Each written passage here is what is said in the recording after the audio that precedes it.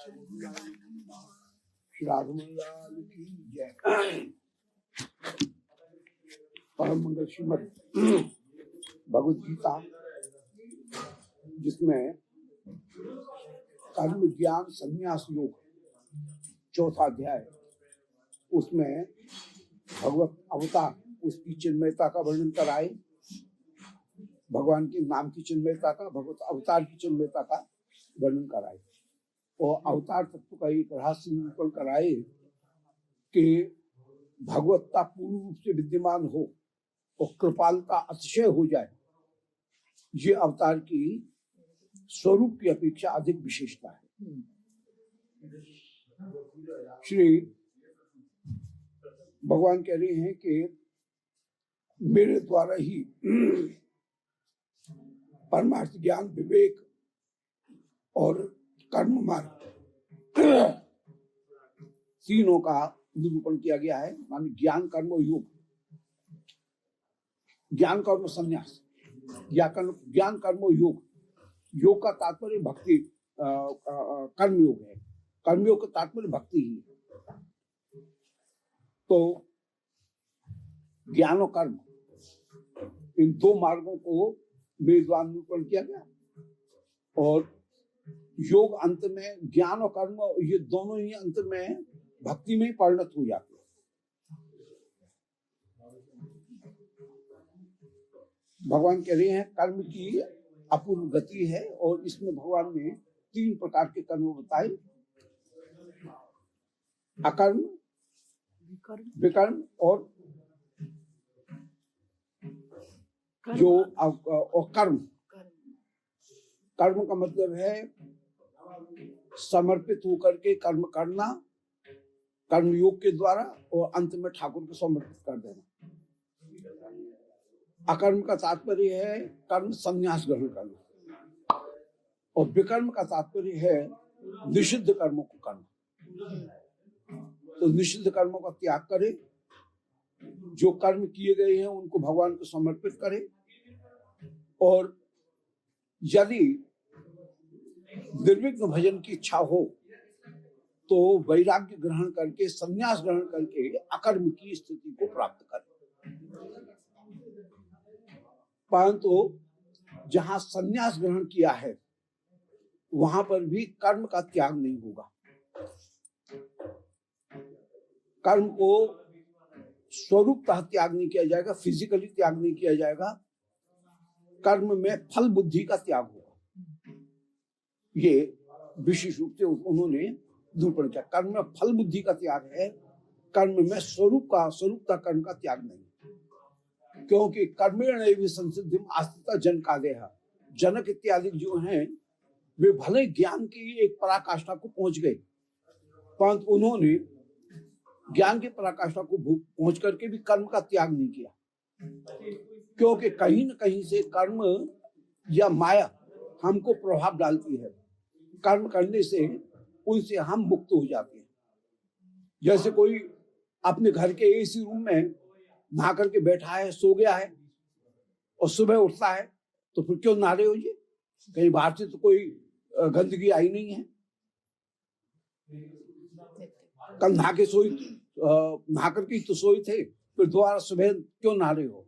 नहीं, कहीं न कहीं बाहर से भले नहीं आई है, बाहर से भी आ सकती है, कहीं छोटे छिपे रास्ते से, परंतु और नहीं तो कहीं अपने भीतर से तो आई सकती है।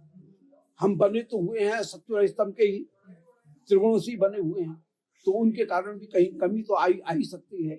तो ऐसी स्थिति में जो रजोगुण तमोगुण का प्रभाव है वे कर्म कहीं हमको नीचे नहीं गिरा दें, इसलिए कर्म करके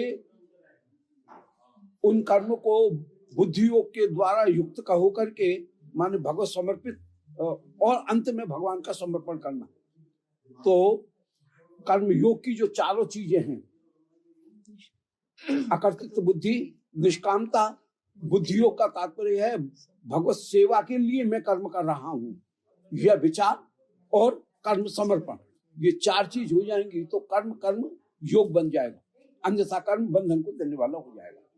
इसलिए वहां पर भी व्यक्ति कर्म करता है। अच्छा, योगी भी अच्छा, जनक महाराज के विषय में तो ये कहा जा सकता है भाई वे तो गृहस्थ थे, इसलिए उन्होंने कर्म किया। भले में इतने बड़े योगी थे परंतु उन्होंने कर्म किया। परंतु जो योगी हैं वो भी कर्म करेगा। वो कैसा कर्म करेगा? उसने तो कर्म का पहले त्याग कर दिया, बोले भले कर्म का त्याग कर दिया है परंतु कर्म का त्याग करने पर भी योगी जो है वह ब्रह्म यज्ञ करेगा। तो अनेक प्रकार के यज्ञ हैं और उन यज्ञों में जो ब्रह्म यज्ञ है वो ब्रह्म यज्ञ वो करेगा, अर्थात ब्रह्मार्पणम ब्रह्म हवि ब्रह्माग्नो ब्रह्मणा होतम ब्रह्मैव गंतव्यम ब्रह्म कर्म समाधना। वो ब्रह्म यज्ञ करते हुए विराजमान होगा। माने कर्म के सातों जो अंग हैं, माने यज्ञ कराने वाले भी ठाकुर हैं, कर्ता। जो वेद हैं वो भी ठाकुर हैं। जो यज्ञ की क्रिया जो विधि है वो विधि भी ठाकुर है। इसी प्रकार यज्ञ का जो अपूर्व है, यज्ञ का जो फल मिलेगा वो भी ठाकुर की प्रीति ही है। यज्ञ में जो सामग्री है वो भी ठाकुर ही हैं और यज्ञ कराने वाले जो होता ब्राह्मण हैं वे ब्राह्मण भी ठाकुर ही हैं और अग्नि और देवता ये भी ठाकुर ही हैं। तो यज्ञ के जो 7 अंग हैं वे सातों अंग कहीं न कहीं भगवत स्वरूप ही हैं। तो ब्रह्मार्पणम माने जो चम्मच है जिससे हवन किया जाएगा, जो शुक्र हैं वे भी ब्रह्म रूप हैं। ब्रह्म हवि, एक ज्ञानी विचार करता है जो यज्ञ में आहुति दे रहा हूं वह घी शाकल्य वह भी ब्रह्म रूपी है। ब्रह्माग्नो अग्नि भी ब्रह्म है। ब्रह्मणा होतम जो कर्ता है वो कर्ता भी ब्रह्म है। और ब्रह्मैव तेन गंतव्यम जो अपूर्व है वह अपूर्व जिस फल को प्राप्त करने के लिए मैं यज्ञ कर रहा हूं वह अपूर्व भी ब्रह्म ही है। ब्रह्म कर्म समाधना और जो कर्म है वह भी ब्रह्म ही है। तो कर्म का त्याग नहीं है। जैसे एक भक्त बाबा जी हो गया मानो, कंथा का रंग धारण करके वो जा रहा है। अब उसके पास में कोई है नहीं। पहले तो उसके घर में सुंदर उसने मंदिर बनाया था, पूरे उपकरण के द्वारा वो ठाकुर की सेवा कर रहा था। सोने चांदी के बर्तन थे, सब ठाकुर जी का श्रृंगार था, सब भोग।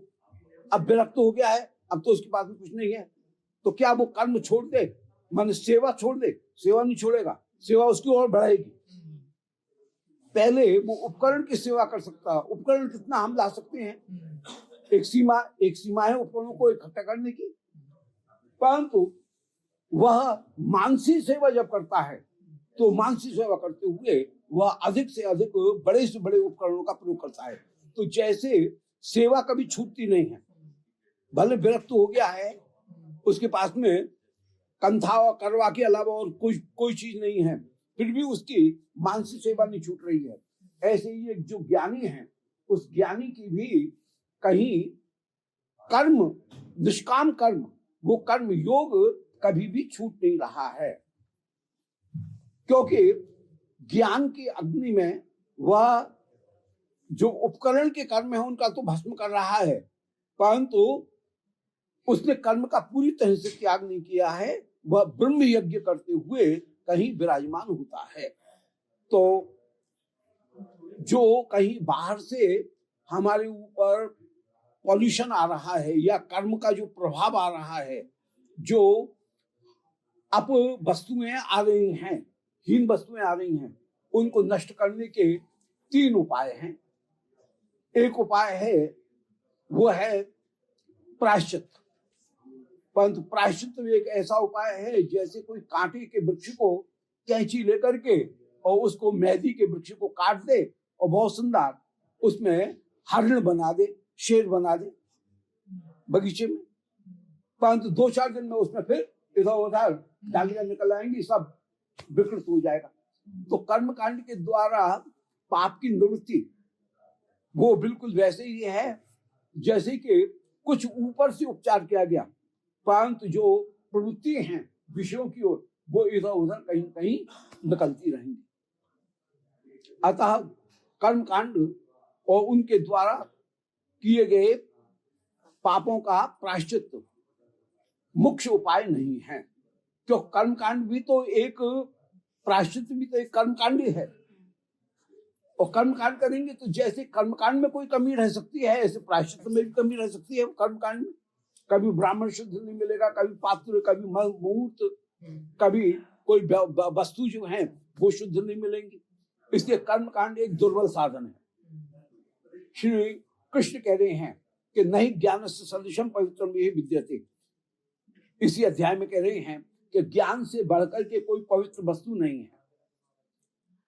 और ज्ञान के द्वारा संसिद्धि काल के द्वारा जीव प्राप्त करेगा, अर्थात बहुत दिन तक यदि वह ज्ञान का अभ्यास करेगा तो अंत में उसको मोक्ष की भी प्राप्ति हो जाएगी। इसलिए ज्ञान जो है वो ज्ञान ही पाप को नष्ट करने का मुख्य साधन है। परंतु ज्ञान विवेक से आधारित है। सद विवेक यही ज्ञान का मुख्य स्वरूप है कि कौन सी वस्तु नित्य है, कौन सी वस्तु अनित्य है। परंतु वासनाएं, ज्ञान सात्विक है, इसलिए ऊपर से तो वो अज्ञान को दूर कर रहा है, परंतु वासना कहीं हृदय में पुराने संस्कारों के कारण रह सकती हैं, वो पूरी तरह से नष्ट नहीं होंगी। तो जैसे कांटे के किसी वृक्ष को पेट्रोल डाल करके जला दिया, बबूल को, या बेरिया की झाड़ी को, परंतु उसकी जड़ यदि है और उसमें नमी है तो दोबारा उसमें कांटा निकल आएगा। ऐसे बड़े बड़े ज्ञानियों की ज्ञान साधना एक उर्वशी, एक मेनका के मुस्कान से दिखती हुई भी दिखी गई। इसलिए केवल ज्ञान के द्वारा, सत्संग विवेक के द्वारा पाप से आत्यंतिक निवृत्ति नहीं हो सकती है। श्री हरिनाम, कृष्ण नाम, ये कृष्ण स्वरूप ही हैं। कृष्ण स्वरूप होने के कारण हरि नाम के द्वारा पाप भी निवृत्त होंगे, पाप की वासना भी निवृत्त होगी। तो कर्म कांड के द्वारा केवल ऊपरी पाप और उनका कहीं मिनिमाइज वे होंगे, वे पाप जो है उनका पाप फल कुछ कम होगा, न्यूनीकरण होगा उनका, परंतु पूर्ण पाप की निवृत्ति नहीं है। ज्ञान के द्वारा पाप की निवृत्ति है, परंतु पूरी तरह से वासना निवृत्त करने में ज्ञान भी समर्थ नहीं है। वासना को निवृत्त करने में जब तक हाथ में माला लेकर के जप नहीं किया जाएगा तब तक वासना की पूरी तरह से निवृत्ति नहीं होगी। इसलिए श्री हरिनाम का आभास मात्र पाप की भी निवृत्ति करता है, वह मोक्ष भी प्रदान करता है। और यदि संबंध ज्ञान पूर्वक नाम लिया जाएगा कि ठाकुर के साथ में मेरा ये संबंध है, वे अंशी हैं, मैं अंश हूं, ये शांत भक्ति हो गई। वे स्वामी हैं, मैं सेवक हूं, ये दास्य भक्ति हो गई। वे सखा हैं, मैं उनका सखा हूं, ये सख्य भक्ति हो गई। वे मेरे पुत्र हैं, मैं उनका पालक हूं, ये वात्सल्य भक्ति हो गई। और मैं उनकी प्रिया हूं, उनके लिए सर्वस्व, मेरा जीवन उनके लिए ही एक पतिव्रता का, जैसे पति के लिए सर्वस्व समर्पण है, ऐसे वे मेरे लिए, मैं उनके लिए, इस तरह का जो भाव है, इसको ये हो गया मधुर भक्ति। इन मधुर भक्ति के द्वारा उसे परम फल की प्राप्ति हो जाएगी। तो संबंध ज्ञान भी नाम कहीं न कहीं प्रकट कर देते हैं, और संबंध ज्ञान प्रकट करने पर परम फल की प्राप्ति हो जाएगी। अब इस ज्ञान का अधिकारी कौन है, उसके लिए कहा कि भक्ति और ज्ञान इन दोनों का अधिकारी है श्रद्धावान व्यक्ति। भक्ति का अधिकार जो प्राप्त होगा वो श्रद्धावान व्यक्ति के द्वारा ही होगा। श्रद्धावान लभते ज्ञान। ज्ञान और भक्ति इन दोनों को एक करके निरूपण किया गया, दोनों में कोई अंतर नहीं है। ज्ञान के लिए कहा गया कि वह किसी परतत्व का निर्निमेष दर्शन है, और भक्ति सकटाक्ष दर्शन है। तो दोनों में लक्ष्य दोनों का एक वस्तु को प्राप्त करना है। पंच सकटाक्ष दर्शन में माधुर्य का आस्वादन है, निर्निमेष दर्शन में उसमें लीन हो जाना है, उसमें माधुर्य का आस्वादन नहीं। ज्ञान जो है वह है जौ से छिलके को हटाना, बीज से छिलके को हटाना, ऐसा छिलका हटाया हुआ जो बीज है उसको बोएंगे तब भी वह उगेगा नहीं। तो असद वस्तु का त्याग करके सद वस्तु को ग्रहण करना, यह हो गया ज्ञान की प्रक्रिया। जबकि भक्ति की जो प्रक्रिया है वो भक्ति की प्रक्रिया है कि किसी बीज को भाड़ में भूज लो या उसको कहीं उबाल लो, तो उबला हुआ या भाड़ में भर्जता क्वथिता धाना प्रायो बीजाए निश्चित। क्वाथ किया हुआ धान या भाड़ में भूजा हुआ धान वो बीज के काम में नहीं आएगा। ऐसे ही कर्म करते हुए भी कर्म का फल हमको प्राप्त नहीं होगा यदि भक्ति की भाड़ में उसको भूज लिया गया है। संबंध की भाड़ में यदि हमने अपने मन को भून लिया है तो फिर वह फल नहीं देगा। तो जैसे रोस्टेड जो वस्तु है वो बीज, वो फिर बीज के काम में नहीं आएगा। तो यहाँ पर यही कह रहे हैं कि ज्ञान का अधिकारी श्रद्धावान व्यक्ति है और यदि भक्ति के द्वारा उसको भून लिया गया है तो फिर वह दोबारा, भक्ति और ज्ञान दोनों के द्वारा यह भून लिया गया है तो फिर वो मन दोबारा भी कर्म करने पर भी कर्म के फल को या पुनर्जन्म को प्रदान नहीं करेगा। तो इस प्रकार भगवान ने यहाँ इस अध्याय में, इसका नाम था ज्ञान कर्म संन्यास योग। तो ज्ञान का भी भक्ति में संन्यास और कर्म का भी भक्ति में संन्यास, इस का निरूपण किया ज्ञान कर्म संन्यास योग में। और उसमें यह कहा कि भक्ति और नाम के ऊपर परम परम विश्वास रख करके करे, क्योंकि संशय आत्मा विनश्यति। इसी अध्याय में एक बात कही गई, चौथे अध्याय में ही, कि न तो उपास्य में संदेह रखना चाहिए, न अपने साधन में संदेह रखना चाहिए, और इस साधन से मुझे फल की प्राप्ति होगी इसमें भी संदेह नहीं रखना चाहिए। तो भक्ति के द्वारा मुझे जो सेवा सुख मिलेगा वो अवश्य मिलेगा। मेरा जो साधन है नाम आश्रय या ठाकुर के साथ में संबंध पूर्वक नाम आश्रय, ये मेरा आश्रय भी परम सत्य है और ठाकुर और उनके नाम ये भी नित्य होकर के विराजमान है। तो उपास्य में अविचल स्थिति, फल में अविचल स्थिति और साधन में भी अविचल स्थिति, ये तीनों स्थितियों को प्राप्त करने के लिए साधक को संशय रहित होकर के रहना चाहिए। संशय रहेगा तो संशय आत्मा विनश्यति। निष्काम कर्म करते हुए कर्म का समर्पण करने पर चित्त शुद्ध हुआ। चित्त शुद्ध होने पर मैं कौन हूं, उपास्य कौन है और मुझे प्राप्ति ये जो सारा जगत मिला है ये भगवत सेवा करने के लिए एक सामग्री के रूप में मिला है, इसका मैं विनियोग करूं। इन तीनों चीजों का ज्ञान, माने जीव का, ईश्वर का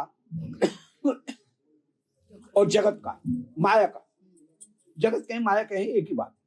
तो जीव ईश्वर माया, इन तीनों का ज्ञान, इसमें भी संदेह नहीं रखे। हाँ, अब आगे बात कहेंगे कि जीव और ईश्वर की एकात्मता का ज्ञान, उसको हम ग्रहण नहीं करेंगे, हम कहीं सेवा के भाव को ही ग्रहण करके रहेंगे। तो कर्म में भी पूरा विश्वास होना चाहिए कि ये जो कर्म है इस कर्म को मैं समर्पित करके ठाकुर की आज्ञा से मैं कर्म कर रहा हूं, इससे ठाकुर जरूर प्रसन्न होंगे।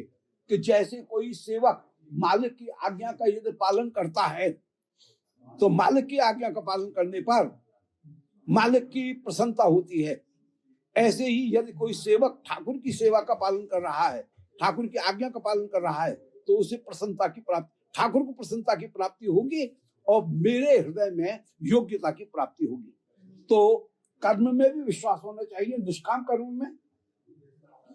फिर ज्ञान में भी विश्वास होना चाहिए। ज्ञान का मतलब है जीव, ईश्वर और माया, तीन का तो ज्ञान, परंतु ऐक्य का ज्ञान नहीं।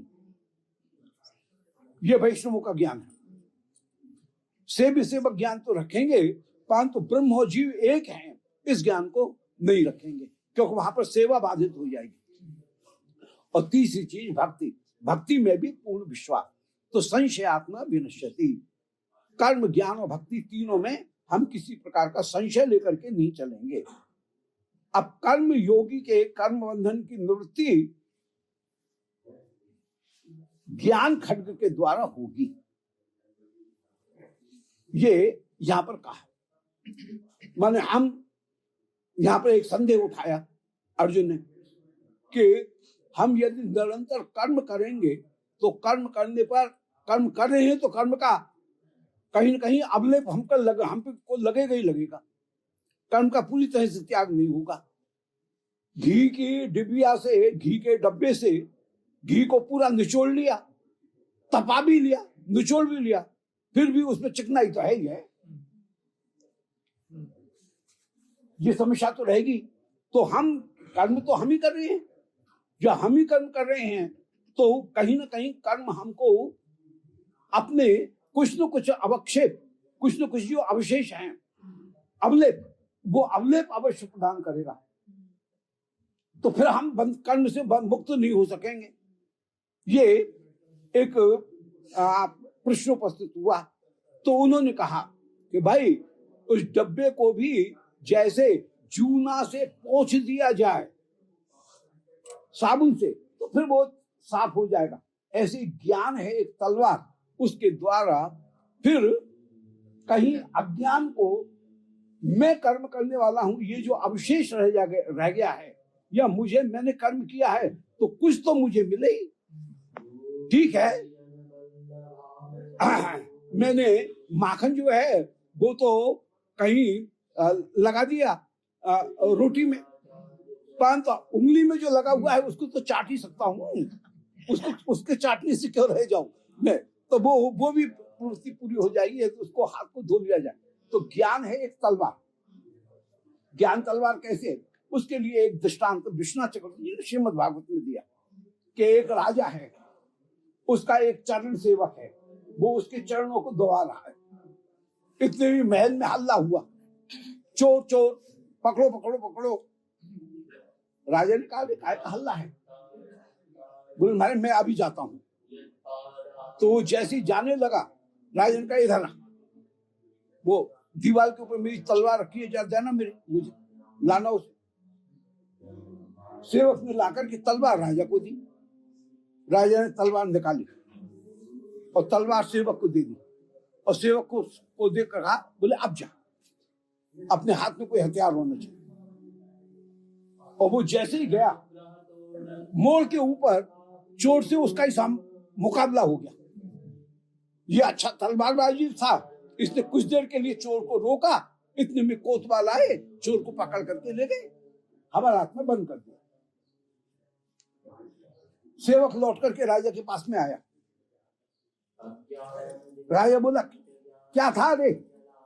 बोले मरे इतना पहरा है, पर जाने कहां से कूद फाद के हो गई, कूद फाद आ तो गया है, कहीं सिक्योरिटी जो है उसमें कहीं से कोई चीज का कमी कहीं निकल आई है, कहीं कोई न कोई आ गया था, परंतु अभी उसको पकड़ करके ले गए। मैंने उसको थोड़ी देर रोका, इतनी देर में कोतवाल आ गए, फिर उन्होंने पकड़ करके ले गए।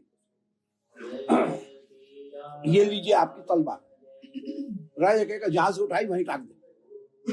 और फिर वो सेवक राजा के पैर दबाने लगेगा, क्योंकि उस सेवक को जो तनख्वाह मिलती है वो तलवार चलाने की नहीं मिलती है, उसको तनख्वाह मिलती है, वो राजा का चरण सेवक है, और उसकी तलवार चलाने में कोई बहुत ज्यादा रुचि भी नहीं है। उसकी अपनी जो रुचि है वो अपने कार्य में ही है। ऐसे ही ज्ञान रूपी तलवार के द्वारा अज्ञान को नाश करके ज्ञान का भी त्याग कर दिया जाएगा, परंतु भक्ति का त्याग नहीं होगा।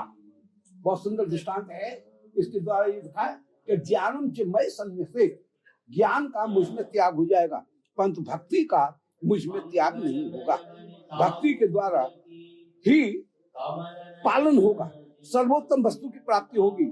उसको जो तनख्वाह मिलती है, उसको जो प्रमोशन मिलेगा, वह भक्ति के कारण मिलेगा। उसको तलवार चलाने के कारण प्रमोशन नहीं मिलेगा। तलवार उसकी सहायक होकर के कहीं विराजमान है, परंतु उसका जो मूल कार्य है, उसकी अपनी रुचि भी वो भक्ति में ही है। ऐसे ही साधक जो है वो तो एक कर्मयोगी कर्म बंधन की निवृत्ति करने के लिए खड्ग का प्रयोग करेगा, परंतु खड्ग का और कर्म का दोनों का त्याग कर देगा। तो इसी के लिए श्रीमद् भागवत ने एक उदाहरण दिया, कंटकम कंटके नहीं वो द्वयं जहतु। जैसे कांटा गड़ गया तो दूसरा कांटा लिया, दूसरे कांटे से पहले कांटे को निकाला और पहले कांटे को निकाल करके दोनों कांटों को त्याग कर दिया जाता है। जो नहीं निकाला है उस कांटे को संभाल कर रखेंगे, उस कांटे का भी त्याग कर देते हैं। तो ज्ञान रूपी कांटे के द्वारा अज्ञान रूपी या पाप रूपी कांटे को जब निकाला गया और निकालने के बाद में फिर ज्ञान जो है उसको भी ठाकुर को समर्पित कर दिया जाएगा। कौन सा ज्ञान? मन मैं तुम्हारा सेवक हूं, इस ज्ञान का समर्पण नहीं होगा। मैंने निकाला इस अभिमान जो है, इस अभिमान का कहीं समर्पण कर दिया जाएगा। तो ये ज्ञान कर्म संन्यास योग चौथा जो अध्याय था, वो चौथा अध्याय श्रीमद् भगवद गीता का, कि इसमें ज्ञान का भी भगवान को समर्पण है और कर्म का भी भगवान को समर्पण। और अंत में कर्म के द्वारा पहले ज्ञान प्राप्त किया और ज्ञान प्राप्त करने के बाद में फिर जो ज्ञान है उस ज्ञान को भी भक्ति में सहायक बना करके प्रस्तुत किया। भक्ति है महारानी, ज्ञान और वैराग्य दोनों हैं उसके बेटा। तो जैसे मां सेवा कर रही है पिता की, वह पुत्र को भी पिता की सेवा में प्रवृत्त करती है। ऐसे ही भक्ति महारानी, भक्ति मां, ज्ञान और वैराग्य इन दोनों को भी भगवान की सेवा में ही प्रवृत्त करती है। इस प्रकार द्वंशकम धान्यवत् कर्मम तुषाला दिव तंदुलः श्रेष्ठम द्रव्यांश तो ज्ञानम इत्युत्तरस्य निर्णय। बलदेव विद्याभूषण की कारका है गीता भूषण भाष्य में। बलदेव विद्याभूषण जी कह रहे हैं कि द्वंशकम धान्यवत् कर्म, कि कर्म जो है उसमें दो अंश हैं, माने एक बीज है, उसकी दोनों चीज हैं कर्म में। कर्म में छिलका भी है और बीज में छिलका भी है और बीज में बीज भी है। बालनी का छिलका भी है और बालनी भी है उसमें। तो कर्म करते समय दोनों चीज मिलेंगी। जैसे तुष और तंदुल दोनों चीज कर्म में मिली रहेंगी, परंतु ज्ञान किसको कहेंगे? ज्ञान कहेंगे जहां तुष का त्याग कर दिया जाए और तंदुल को ग्रहण किया जाए। तो ज्ञान की प्रक्रिया है कि कर्म को फल न दे, जन्म बंधन न दे, इसके लिए कर्म के बीजों को अलग करना बड़ा कठिन काम है। एक एक बीज को कहां तक अलग करेंगे? और हमने बीज रखे परंतु एक कोई दाना उस छिले हुए बीज में आकर के मिल गया तो और बीज तो नहीं देंगे, वो दाना कहीं से फिर से पैदा हो जाएगा, जरा सा अंश जो है वो फिर से पैदा हो जाएगा। जैसे आदि भरत जी, राजा भरत, उन्होंने अपने सारे दानों को तो छीन लिया ज्ञान मार्ग के द्वारा, परंतु एक दाना रह गया कि मैं राजा हूं और ये हरिण जो आया है ये भी मेरी प्रजा है और राजा होने के कारण अपनी प्रजा का पालन करना मेरा कर्तव्य है। जीव हिंसा, जीव रक्षा ये भी भक्ति में उपयोगी है, इसलिए मैं इस हरिण का पालन करूं। तो ये जो अभिमान का अंश रह गया था राजा पने का, सारा ग्रह त्याग करके आए, परंतु अपने पुत्र का तो त्याग करके आए और हरिण बालक में प्रीति हो गई। तो यदि सारे बीजों को हमने छीन लिया है, परंतु एक बीज कहीं भूल से छिटक करके इसमें से उसमें आकर के मिल गया तो वो तो कम से कम फिर से पैदा हो जाएगा, अंग दल के लिए तैयार हो जाएगा। तो आज भरत को दूसरा जन्म लेना पड़ा, मृगदेह लेना पड़ा। अब मृगदेह में उनका विज्ञान में कोश उतना विकसित नहीं है, अंग में प्राण में कोश तो विकसित है, मनोमय कोश भी है, परंतु मनोमय कोश की उतनी विस्तार नहीं है जितना एक मनुष्य में मनोमय कोश का विस्तार हो सकता है। उसकी भावनाओं में जितने कलर्स हो सकते हैं उतने कलर्स नहीं है। तो उनमें विज्ञान में कोश उतना विकसित नहीं था। चलो, उनसे कोई उनका प्रयोजन नहीं है। मनोमय कोश से विषयों से अपने सूखे पत्ते खा करके और मृगदेह में भी वे रह रहे हैं, एकांत में रह रहे हैं। कालिंजर प्रदेश का त्याग करके पुनः आश्रम में आकर के रह रहे हैं, वहां पर अपने भजन कर रहे हैं एकांत में, और नारायण कहते हुए अपने प्राण का त्याग भी कर रहे हैं, परंतु अभी भजनानंद की पूरी तरह से प्राप्ति नहीं हुई है। तब तीसरा जन्म जो है वो हुआ।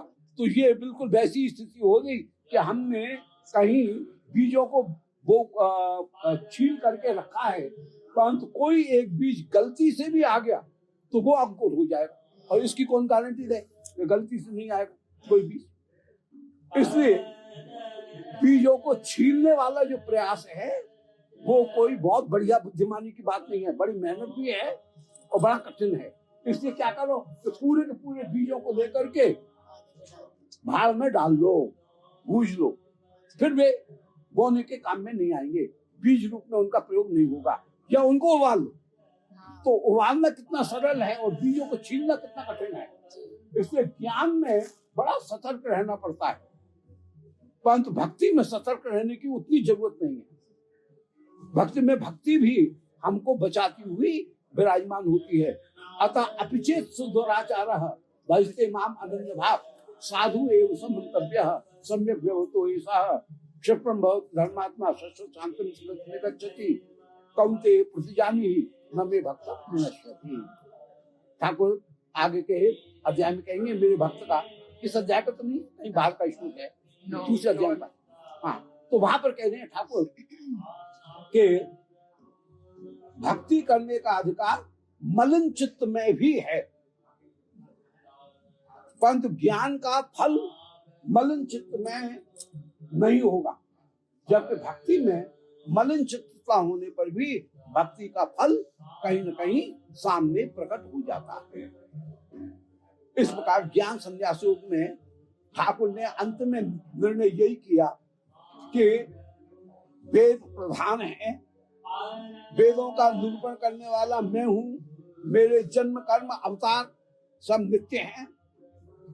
वेदों ने और मैंने तीन प्रकार के मार्गों का निरूपण किया, कर्म, ज्ञान और भक्ति। इनमें कर्म और ज्ञान ये पाप निवृत्ति के अल्प साधन होकर के विराजमान है, भक्ति मुख्य साधन है। यद्यपि अन्य देवताओं की उपासना करने पर तुरंत फल प्राप्त हो जाएगा, परंतु वो फल स्थायी नहीं है। कर्म के त्याग करने के लिए कर्म के स्वरूप को व्यक्ति को समझना चाहिए कि कर्म तीन प्रकार के हैं, अकर्म, विकर्म और कर्म। कर्म करने में उसको प्रवृत्त होना चाहिए, कर्म का त्याग कभी नहीं होगा। श्री जनक भी कर्म करते हुए विराजमान हैं, ज्ञानी भी ब्रह्म यज्ञ करते हुए सर्वदा विराजमान होता है, ज्ञानी भी। इसलिए कर्म का स्वरूप का त्याग नहीं करना चाहिए, कर्म में साधन बुद्धि का त्याग करना चाहिए। साधन बुद्धि को अपनाते हुए सर्वोत्तम जो उपाय है वो कर्म का के द्वारा ज्ञान की प्राप्ति हो, ये प्रयास होना चाहिए। ज्ञान के द्वारा भी अंत में ठाकुर को समर्पण हो, भक्ति, ये प्रयास होना चाहिए। तो इस प्रकार कर्म के द्वारा ज्ञान, ज्ञान के द्वारा भक्ति, अंत में उपाय भक्ति ही है। उस भक्ति को के द्वारा चित्त शुद्ध भी हो जाएगा और परम फल की भी भक्ति के द्वारा प्राप्त हो जाएगी। अंत में कर्म और ज्ञान इनका तो संन्यास होगा, भक्ति का संन्यास नहीं होगा। भक्ति को निरंतर निरंतर पकड़ करके रखना चाहिए। बोलो वृंदावन बिहारी लाल की बात। तुम तो एकदम जो पूरा जो ब्लूप्रिंट है वो बिल्कुल स्पष्ट है। श्री ठाकुर बहुत अच्छी तरह से एक भजन की जो पद्धति है वो भजन की पद्धति को यहाँ पर बता रहे हैं कि कर्म और ज्ञान इनको हम कैसे साधन के रूप में ग्रहण करें। साधन उसे कहते हैं जिसका त्याग होता है, साध्य उसे कहते हैं जिसका त्याग नहीं होता है, जिसका भोग होता है। प्रेशर कुकर, लाइटर, जो गैस का चूल्हा, ये सब साधन है। पाक हो जाने के बाद में इनको छोड़ दिया जाता है, पर तो खीर ठाकुर जी को भोग लगा करके अरोगी जाती पाई जाएगी। तो जिसको ग्रहण किया जाए उसको कहते हैं साध्य, जिसको जो उपयोगी तो हो परंतु जिसको एक स्थिति में त्याग कर दिया जाए उसको हम कहते हैं साधन।